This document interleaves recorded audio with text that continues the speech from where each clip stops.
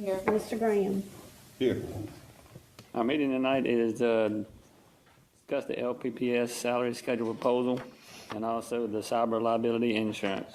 We'll take number A first. Murphy.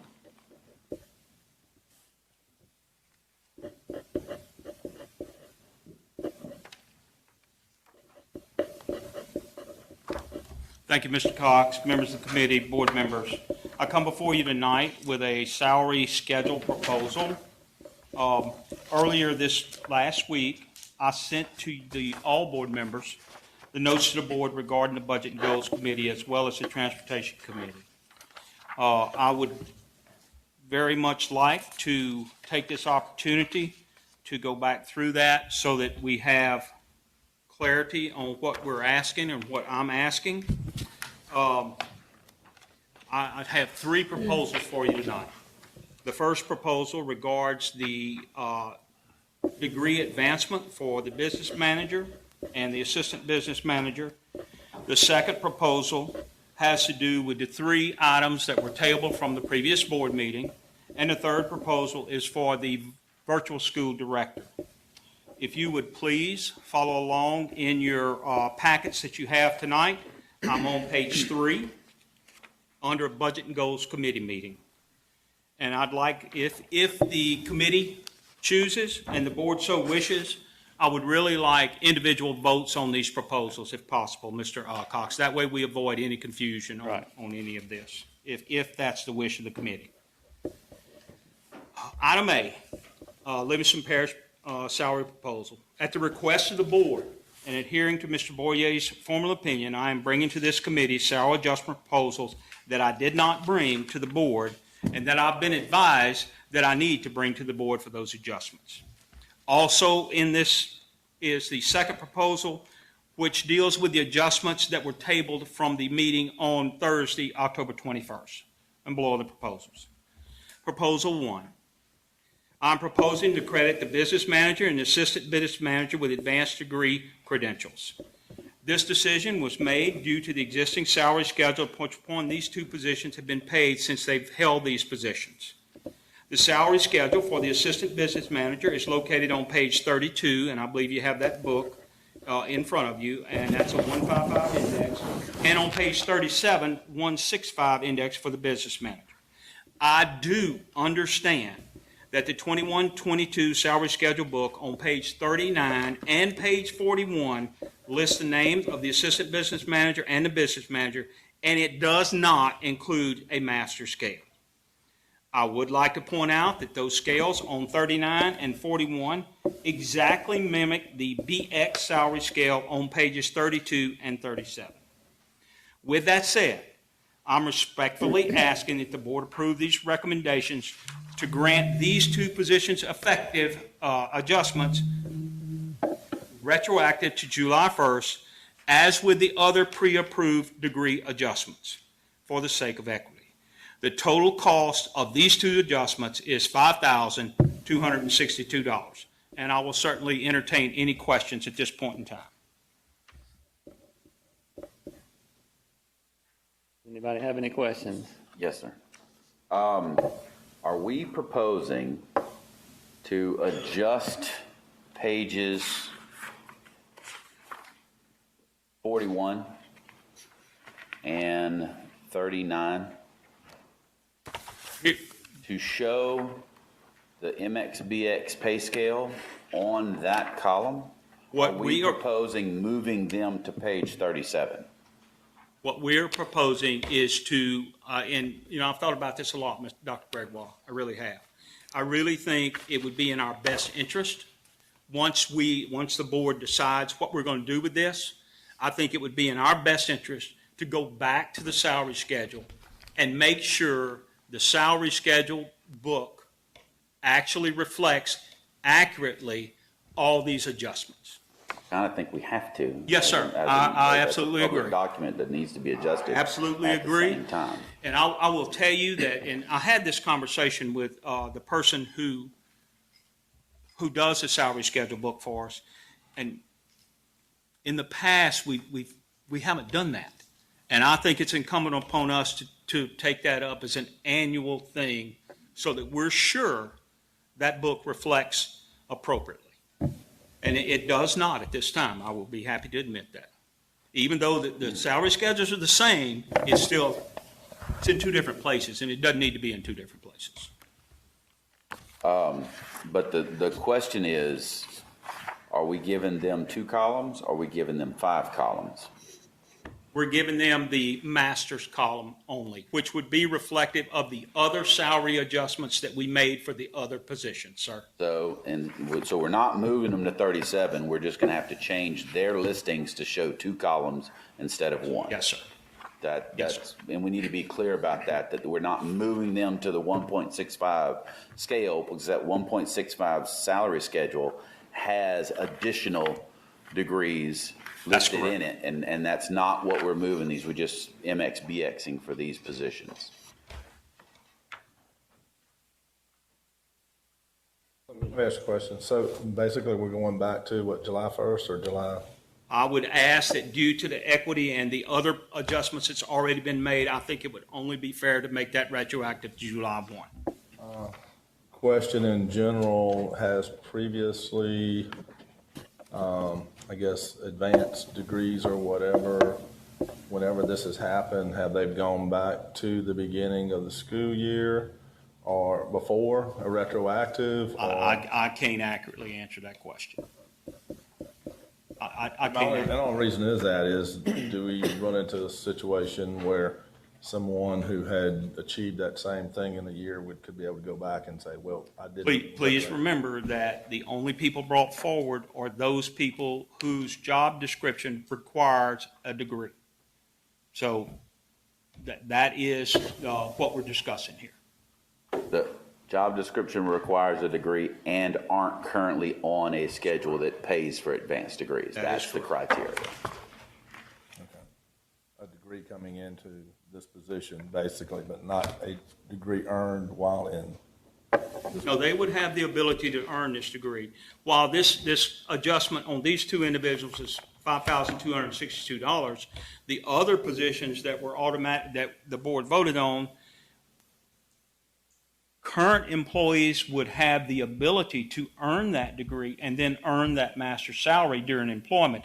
Also, if we're looking to employ someone, if someone comes in and interviews and has a master's degree and we hire that person, they would start with that master's degree salary. Even though, if I'm not mistaken, and I could be, I don't think we give years of credit. I think that, maybe I'm misunderstanding. I think what Brad's asking is if somebody obtains a master's degree in February or January or. We would adjust the salary schedule at that moment. At that point. Yes, sir. I'm sorry. It wouldn't go. That's back what to you're the- asking. Is that actually true? Because I believe if teachers get a degree advancement in the middle of the school year, their pay is not changed until the following. I believe the Pay deadline schedule. on that is October 1. Is that not correct? If they earn it before October 1, we adjust it. If they do not, it takes effect the next year. The following year, so it's not, Yeah. because if you're doing it in that mid-year, you get your degree in December.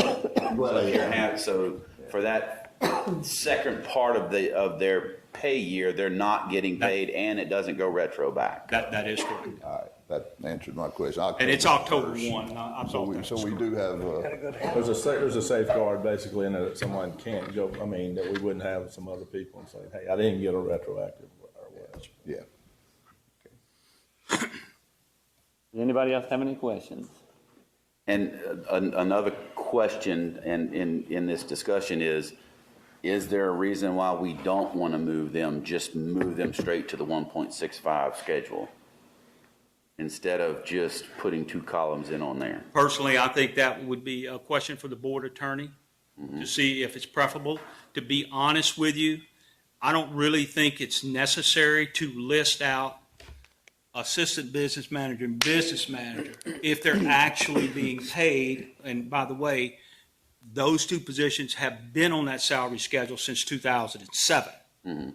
So I don't think it's necessary, but I would certainly rely on the board attorney's opinion as to, which, do you have a opinion on that, Mark? Yeah, the board could put them on whatever schedule they want. It's the board's decision. So if you want to put them on the existing business manager, assistant business manager salary schedule and add a column, that is fine.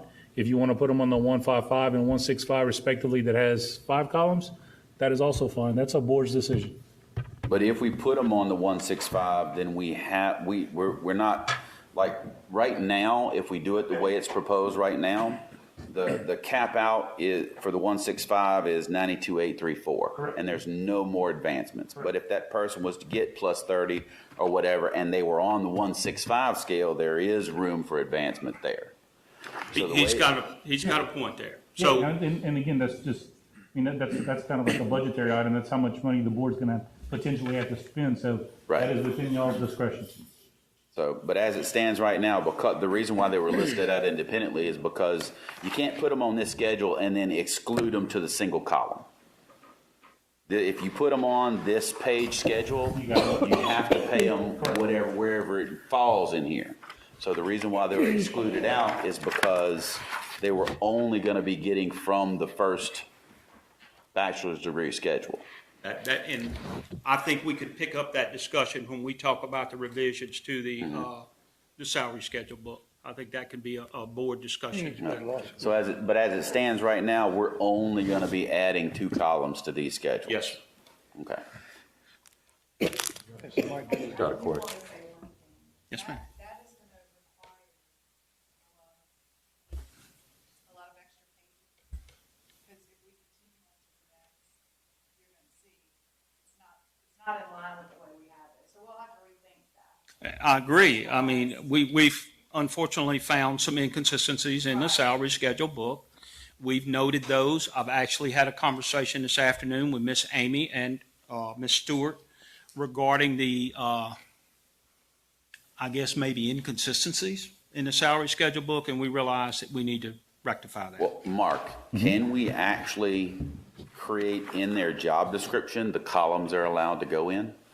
Meaning, we just have a 1.65 schedule. And limit the And column. then say, in their job description, you can only get paid out of these 2 columns. Sure. Sure. Absolutely. So we can eliminate a bunch of pages out of here by just putting them on 165, but making a separate identification point in their job description that says that you're allocated you're allocated to be paid out of these. Your max advancement would be a Yeah. master's degree or whatever it is.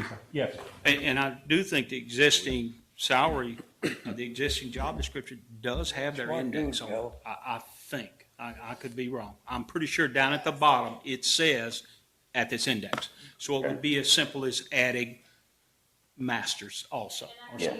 I could even put that in the table of contents and say these positions are limited Correct. to those 2. So Okay.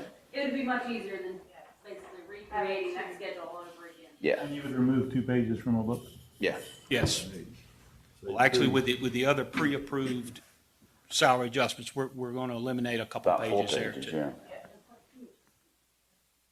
Make a motion, we accept proposal 1. And I'll second. We can still discuss. Just because I made a motion, we still discuss. We have a motion and a second. Is there any more discussion? Anybody have any questions? Okay, Ms. Rhonda? Ms. Benton, Yes. Mr. Graham, Yes. and Mr. Cox. Yes. Mr. Murphy? Yes, committee members, board members, I'd like to move to proposal 2, and that's the tabled salary adjustments. I'd like to address the 3 positions that were tabled from the board meeting on Thursday, October 21, which include the assistant sales tax manager, the MIS director, and the sales tax manager. As previously presented, the assistant sales tax manager and the MIS director are currently paid on a 150 index on page 29. And the sales tax manager is paid on a 1.60 salary index on page 41. And I do realize on 41, it doesn't indicate a 1.60. In February of 2007, that index was set for the sales tax manager and also for the business manager at the same time.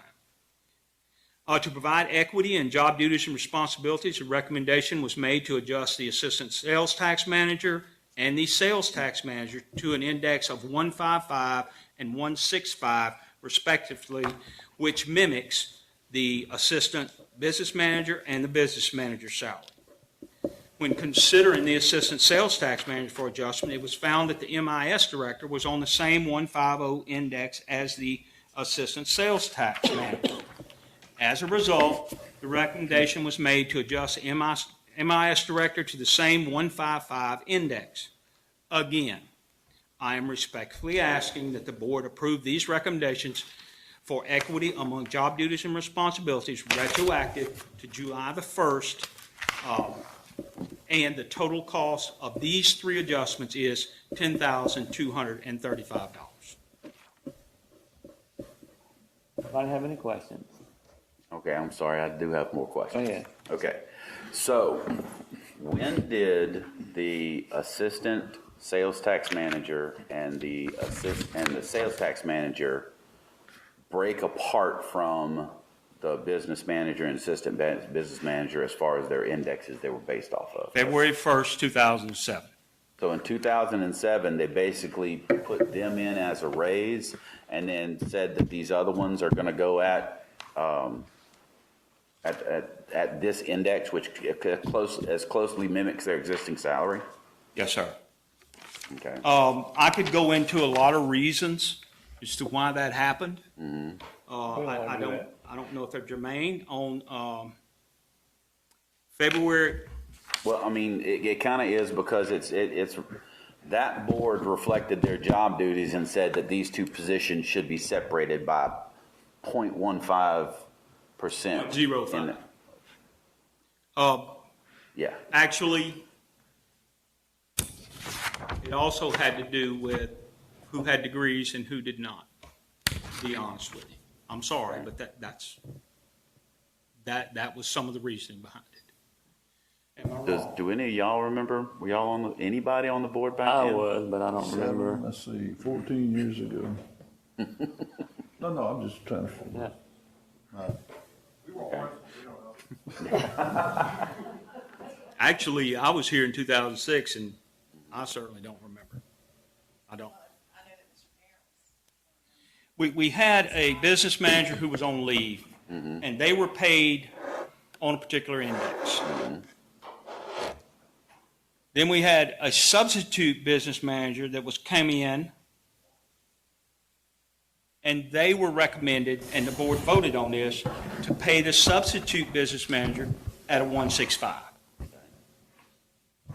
Further down, the sales tax director is listed at a 160 index, and the assistant sales tax director was listed as a 150 index. To go back to your original question, I wouldn't know all the details behind that because, frankly, I wasn't involved in that decision. But at some point, that board decided that those two position job duties were askew enough to make that difference in salary. That makes sense. And so, I assume. I can't we answer all that. have to assume that. But so, what changed in those job duties that make us want to change them to equivalence now? Does it have to do with the total number of employees that they are responsible for? And I'm giving you my opinion. yes, sir. I don't, while the departments are, and I don't have the numbers right in front of me, as far as employees, supervised and things like that. And please don't forget, we're talking about 2007, we're talking about 2021 here, and I can tell you that both departments have assumed many extra duties as far as the sales tax department. Lord have mercy. If you just understood what they collect for every entity in this parish, whether it's us, parish council, sheriff's department, whoever it may be. So the complication of that and the additional burden of that, we've just now taken on, which is a great thing. I am not complaining. Online sales are now online sales are part of that, and I'm not complaining because it's been great for the parish and for the district. So those duties and responsibilities have increased. Now, when I go back and I look at the business department, you've got to understand, I don't know what our budget was in 2007, but I know our budget right now in the general operating budget is $230 million. Yeah. We've increased many schools. Y'all made some adjustments as far as school audits. We've added that onto the plate of the business. So when you look at this, I really do believe that there is pretty good equity between these two departments to justify why we're changing that 0.05 on the sales tax manager and the assistant sales tax manager. And then once again, if we adjust and the MIS directors on that same salary schedule, I really feel like that it's warranted that we do that also. But we have a lot more people on the 1.5 salary schedule that aren't part of this discussion. We can't move everybody that's on the 1.5 to the 1.55 just because we move in one or two of them. That's the point. We need to make sure that if we're going to move them and there's a reason to move them, it doesn't need to be just because somebody else got moved that was on the same scale. Yes, sir. Are those, and because that's not the only three people, the assistant business manager, assistant sales tax manager, and the MIS director aren't the only three people on the 1.5 scale, I can't correct? rightfully tell you who's on a 150 index. I cannot. But it's safe to assume they're not the only three. That's probably an assumption, yes, sir. Okay.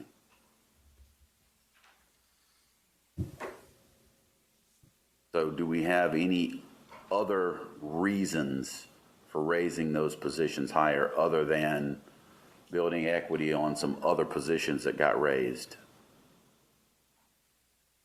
I believe the job duties and responsibilities are equitable between those two departments.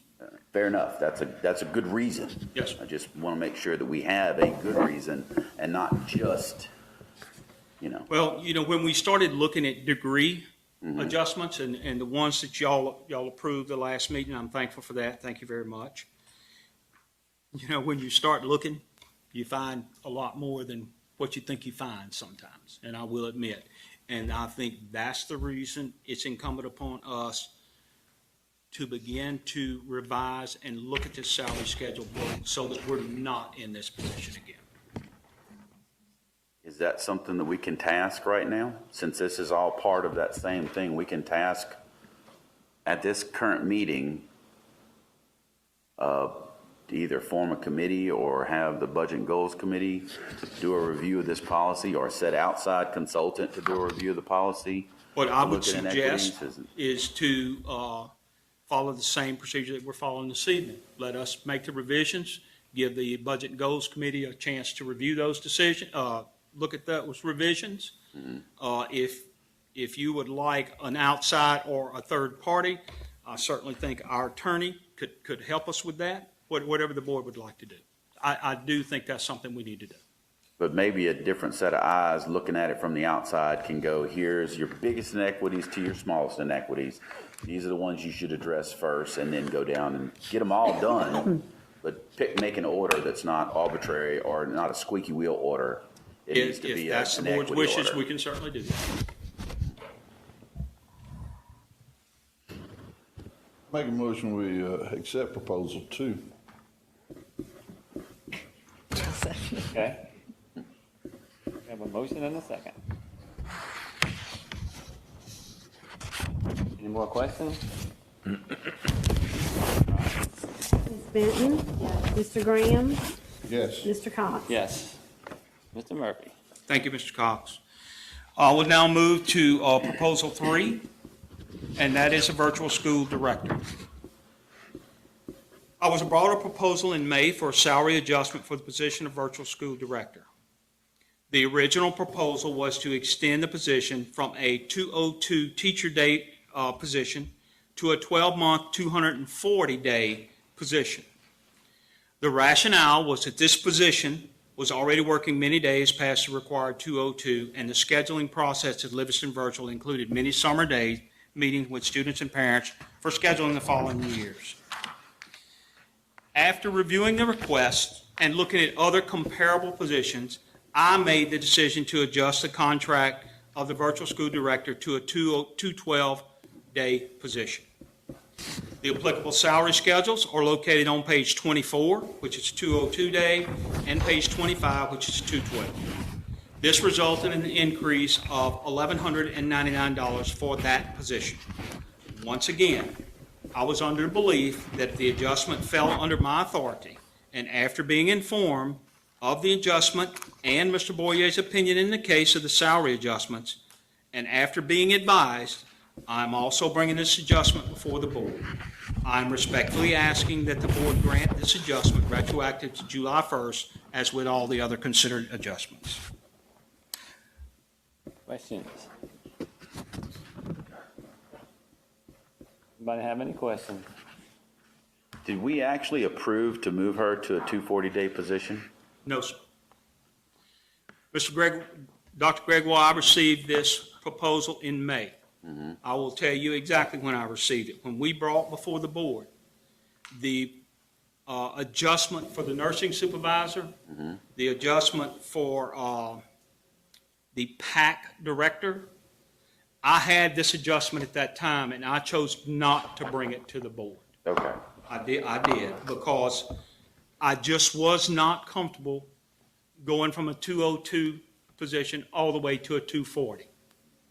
Do I think that this position certainly spends those extra days? Absolutely. I do. But if I went to a 240 on this particular position, it was a significant increase in salary. And once again, under belief I had authority, I made the adjustment to 212. We never adjusted to a 240 because I'm sorry, but I just wasn't comfortable with that. And we've never seen this request before? No, sir, today? you have not. Okay. And I apologize. This was brought to my attention. I could stand up here and tell you a lot. I just forgot. I'm sorry. So virtual school director is essentially virtual school principal? No, sir.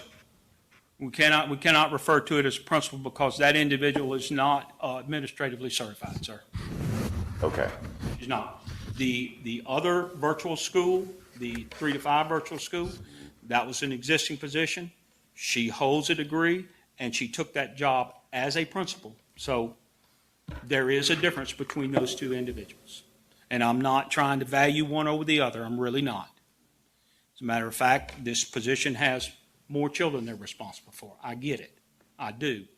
But that person is paid on a master's plus 30 because that was what she has obtained. And with the master's plus 30, moving from 202 to 212 is a difference of $1,199. And But along with this, she's not administratively certified? no, sir, she's not. She has a master's, but I believe it's guidance counseling, if I'm not mistaken, but not administrative.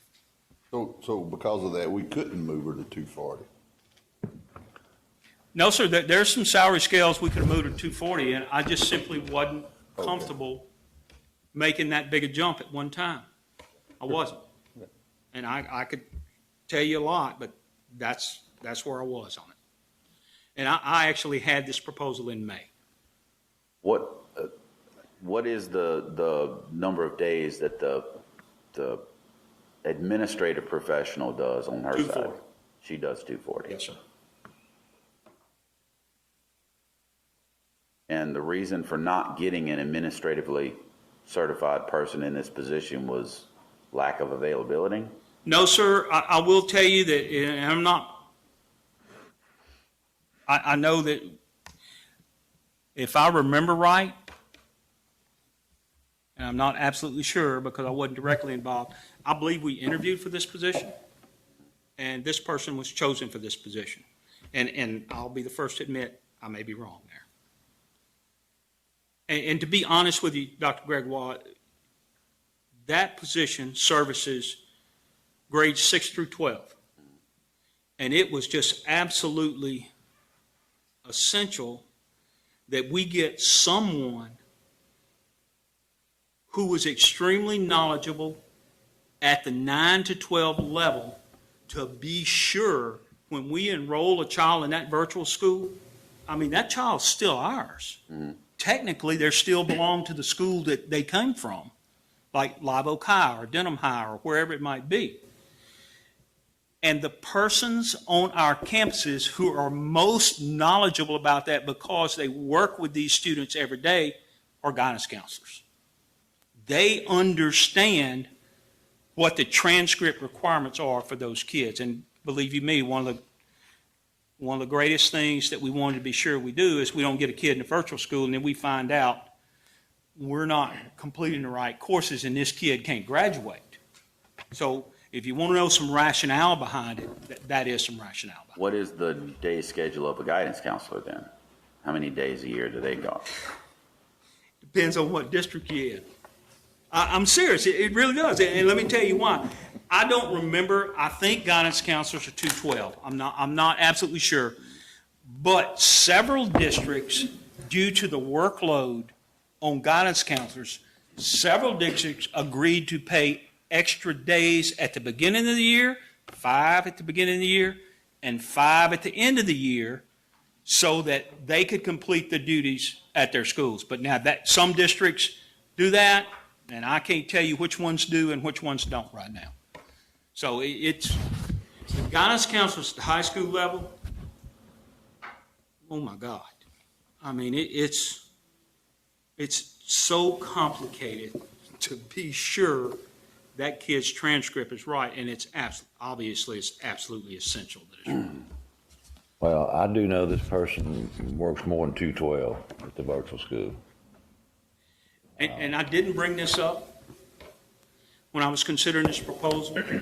There are 2 other positions that we did not adjust. And I have worked with one district because one of those positions is funded by a district solely, and asked them to consider that person. But if we'd have done the 240, then I would have felt obligated to do 240 on 2 more positions, and then we're really talking about a significant cost.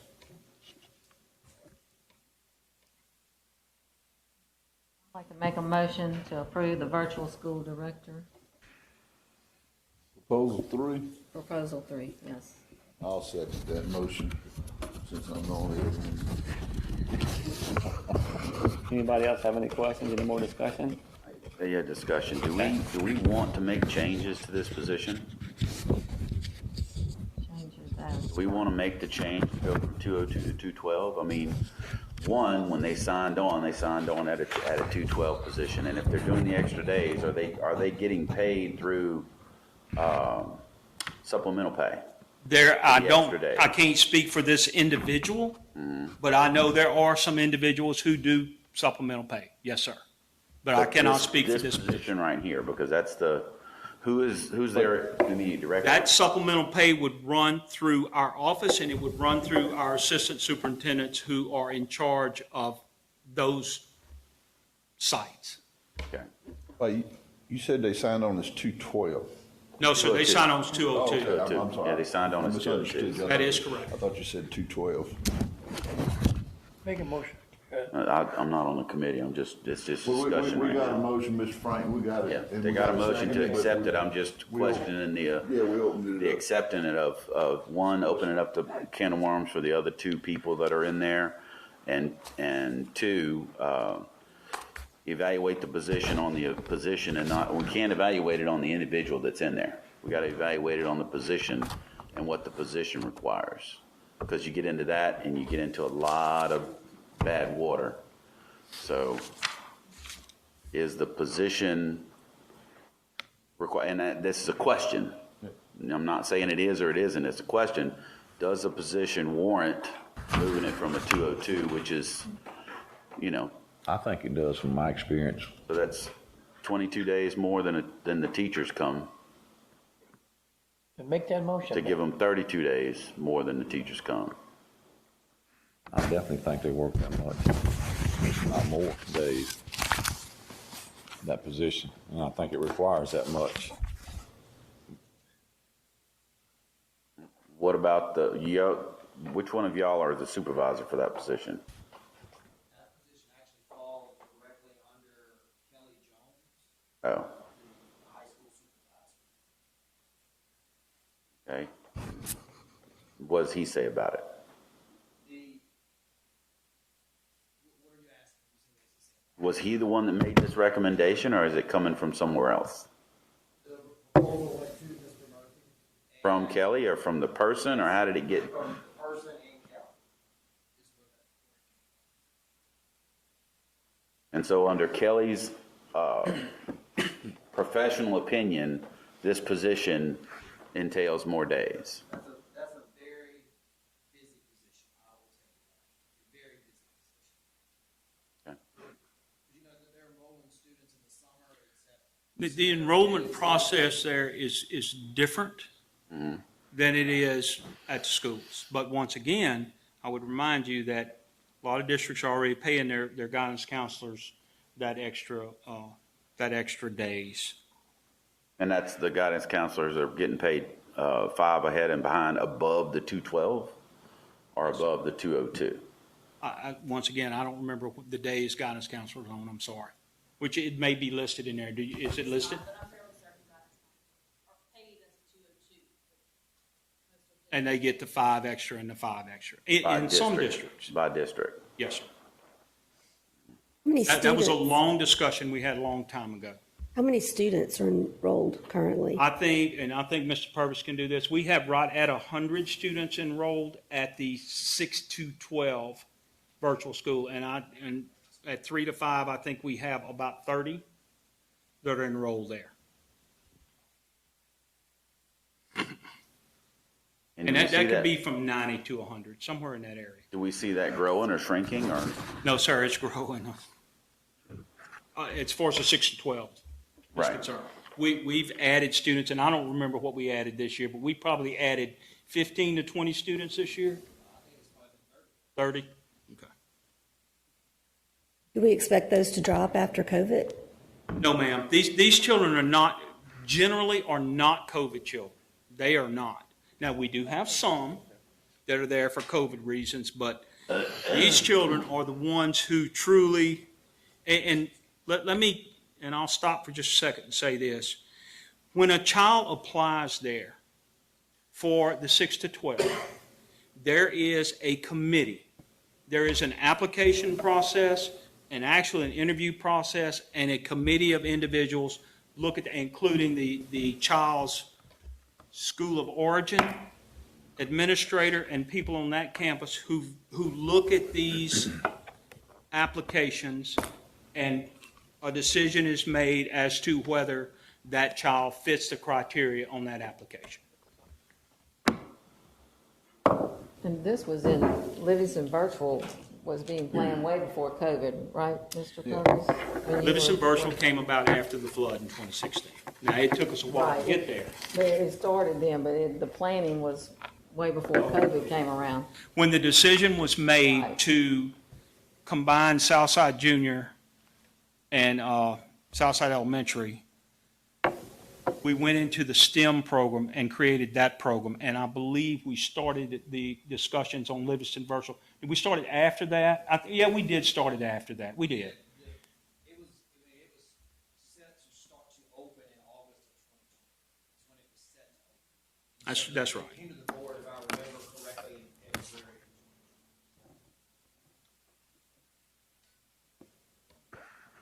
My opinion is that if this person has 100 students that they're responsible for, and then I don't think it's a good idea, but this is the committee's vote. But I don't think it's a good idea to raise them up until the body count's higher, where they have a higher responsibility.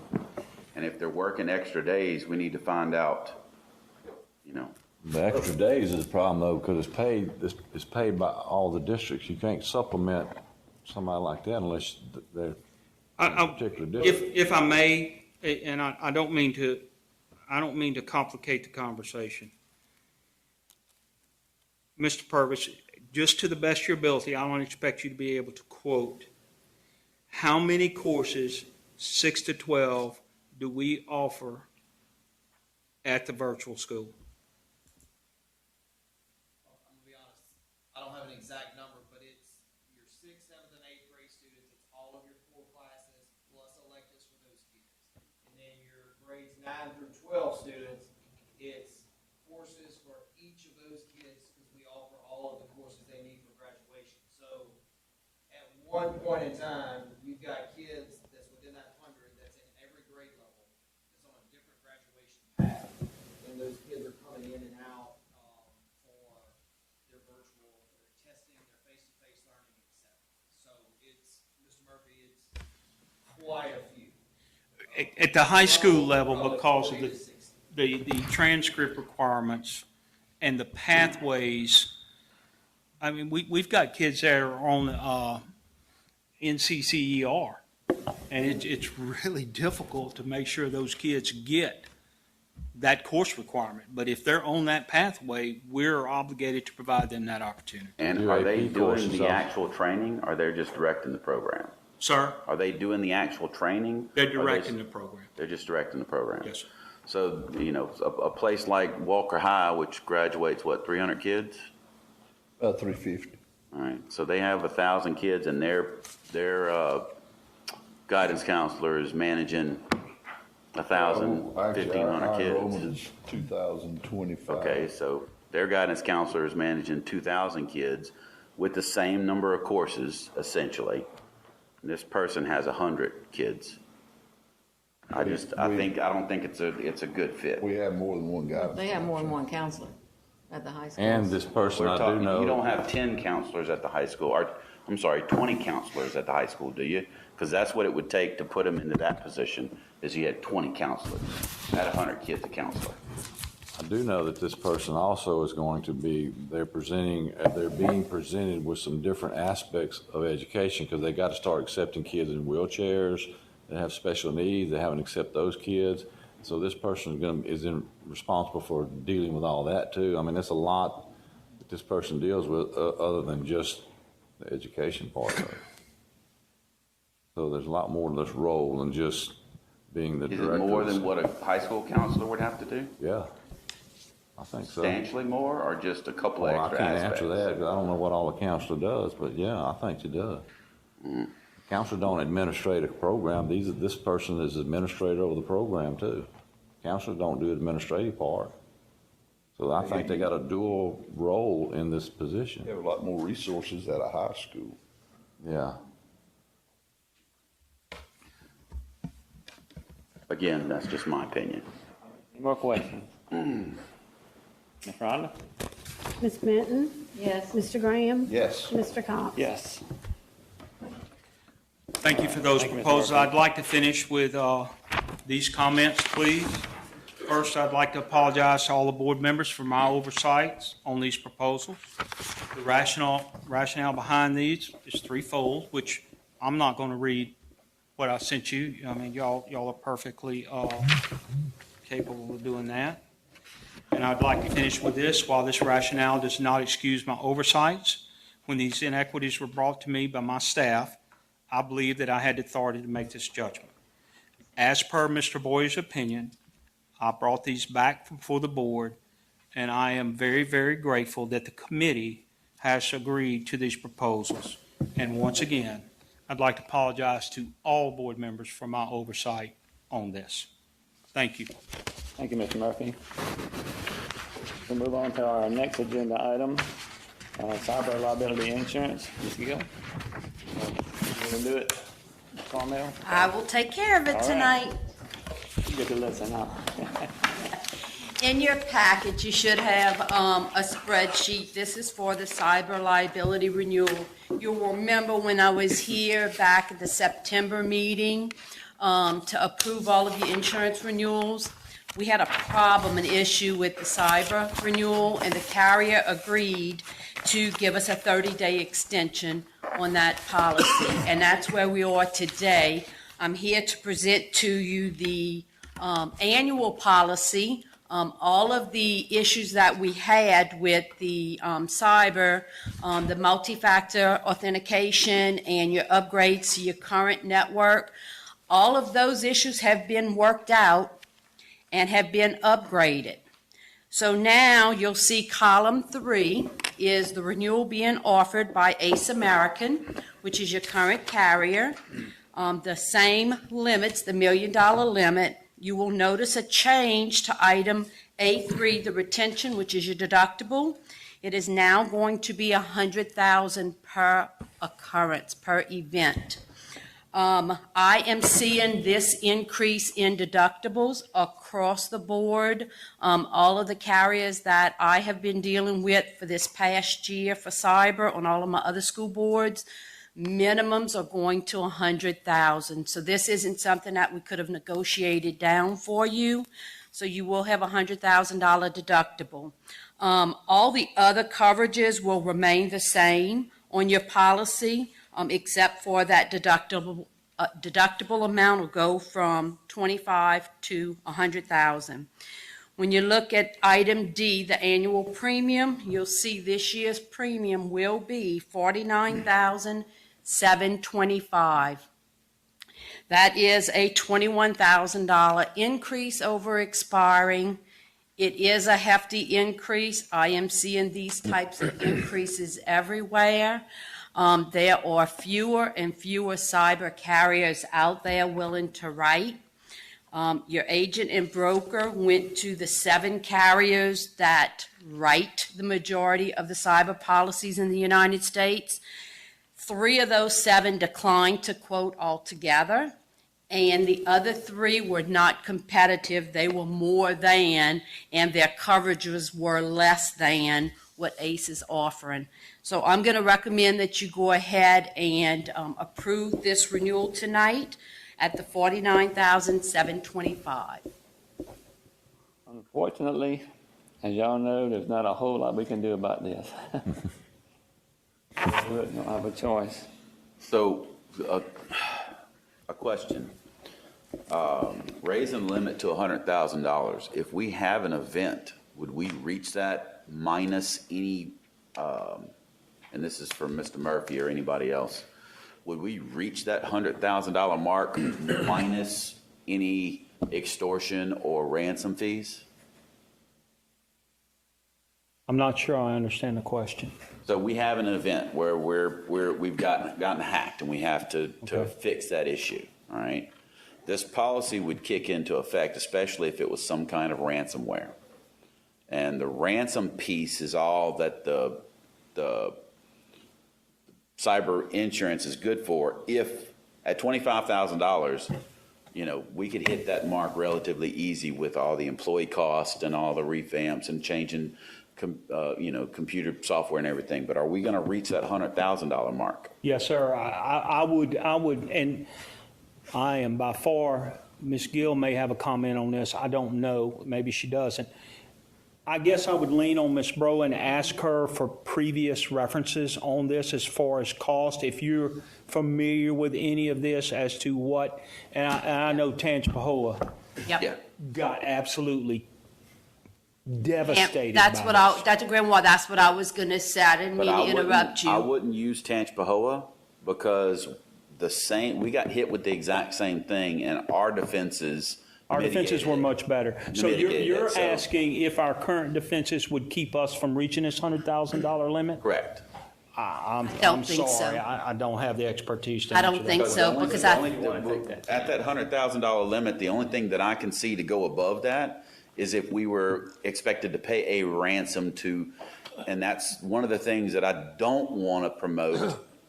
Is us paying these ransoms when they come through. I agree. I don't think we should. However, I would, and Dr. Gregg, while you're certainly familiar with this, we have several $100,000 servers on this site, and if one of those servers get corrupted, I think we would probably hit that $100,000 pretty quickly. If at some point we had to replace a server. That's correct. Now, it's not saying we have to replace a server. We all know, you know what happens, you know what we go through. But I will tell you this, one of the things that does scare me is we don't have the technical expertise. We have to bring in a third party Correct. to help us with this. And I'm not belittling anybody that, that works in this, but I will tell you that I would very seriously doubt whether we'd have the technical expertise.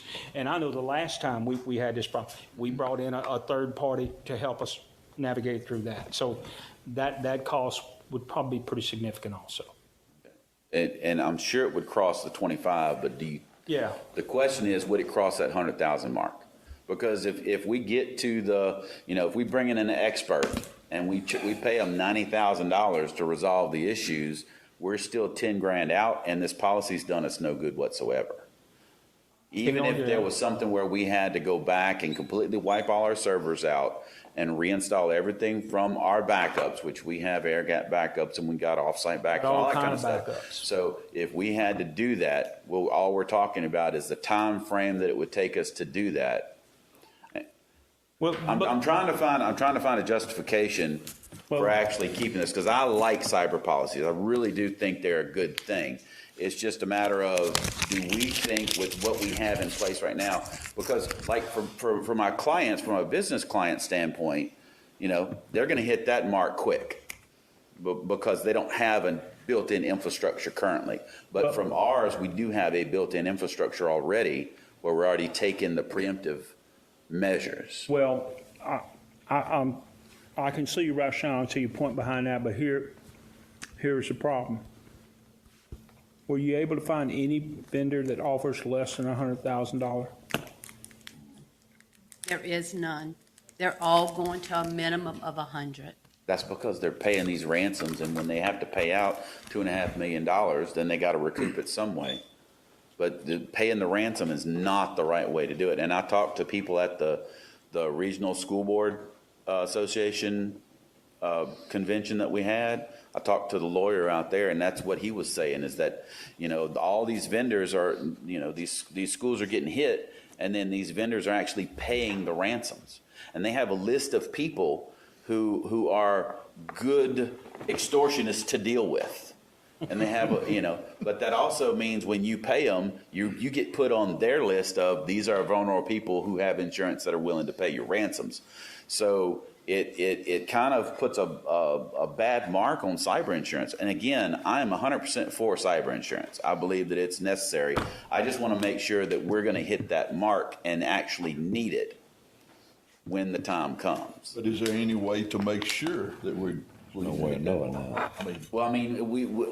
If we had an evaluation of the past cost of the cyber attack that crippled Tangipahoa, we could have an idea of, well, this is what it cost us to get back and running. Tangi, it cost them millions of dollars because of all the payroll issues. But for us, how much did it actually cost us to get back? And I think we probably would exceed that $100,000 threshold. And if I'm not mistaken, there is a state task force on this also, if I'm not mistaken, that might be able to provide some clarity on some of that. So our only other alternative would be just not have cyber liability. Right. That's what you're saying. Well, if we renewed this policy and then decided that this stuff, what's the procedure for cancellation? You can request cancellation at any point in time after this policy goes into effect, and the premium is prorated. So you'll get a return. They won't penalize you for canceling it in the middle of a term.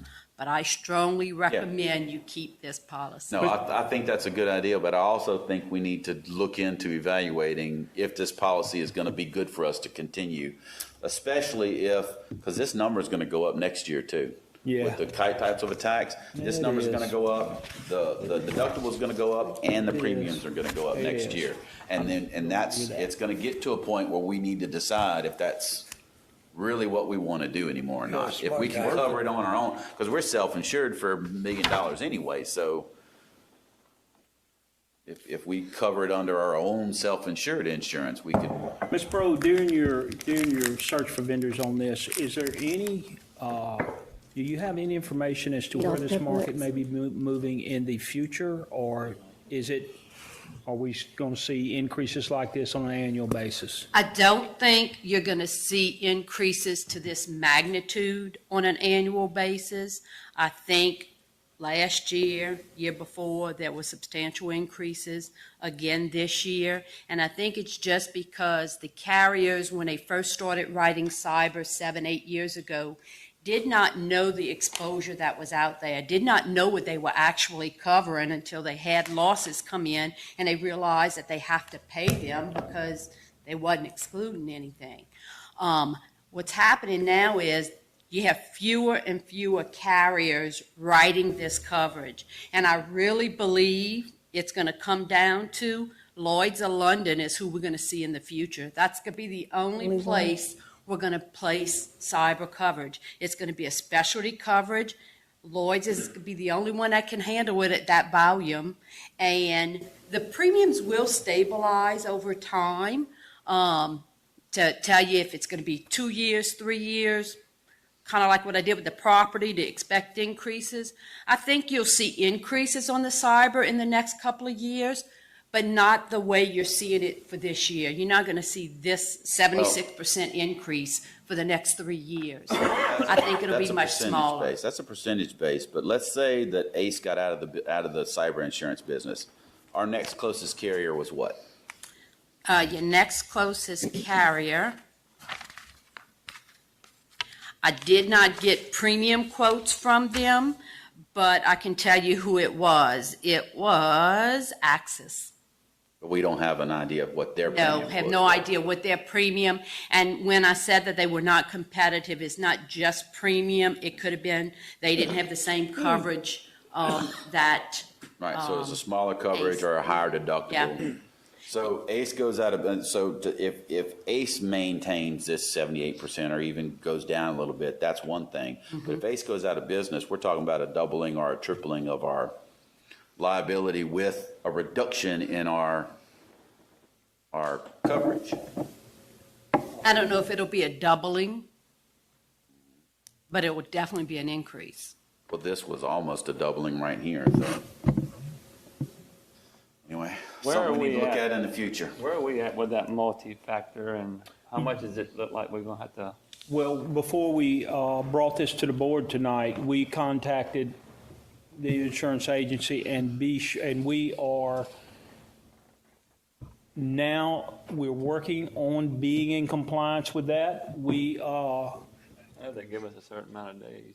They gave us 30 days, and they're comfortable with this. And the first question I asked when this was brought to me, I asked Ms. Gill to please call Ms. Bro and be sure that don't have a lapse of coverage if we bring this before the board tonight, and then of course before the committee tonight, and then the board Thursday.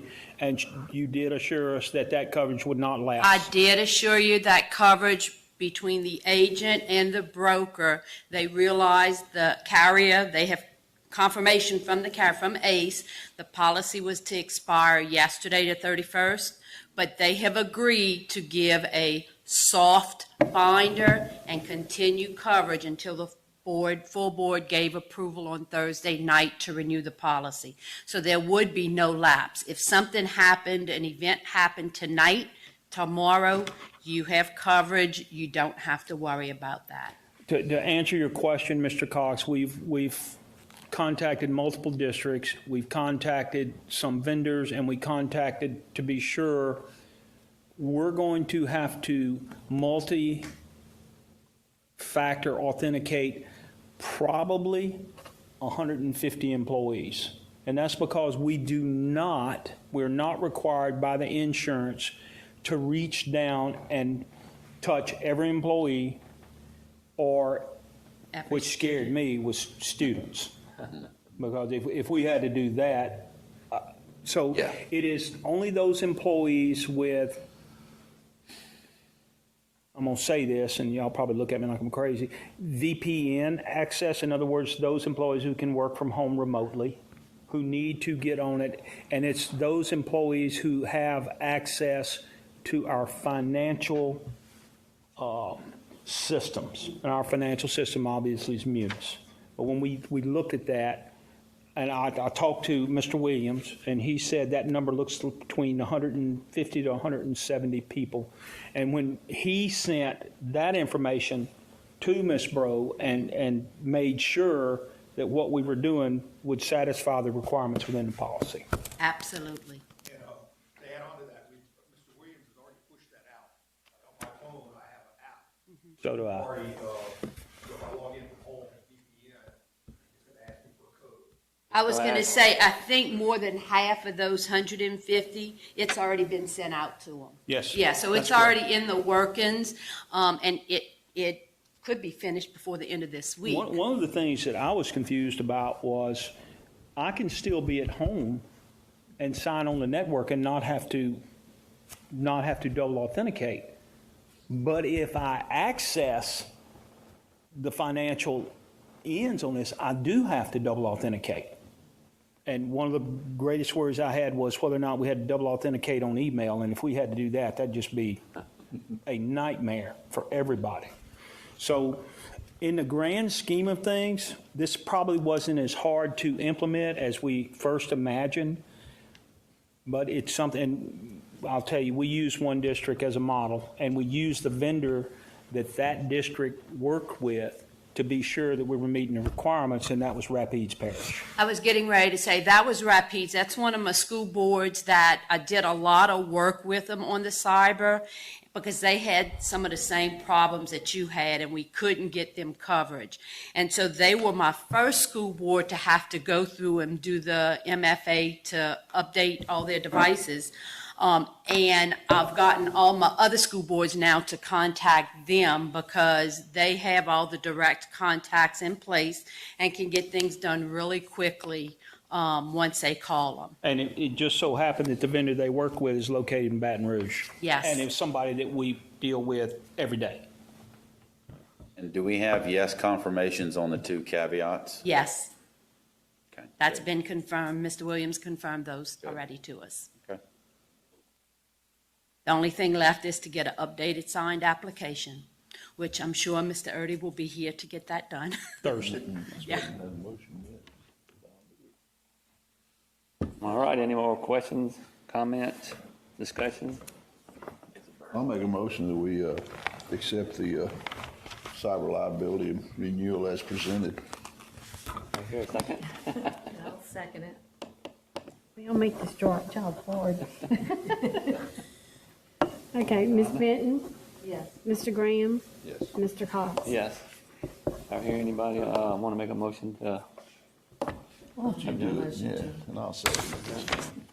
got a motion and a second. And I second it. Both seconds. All in favor? Say aye. Aye.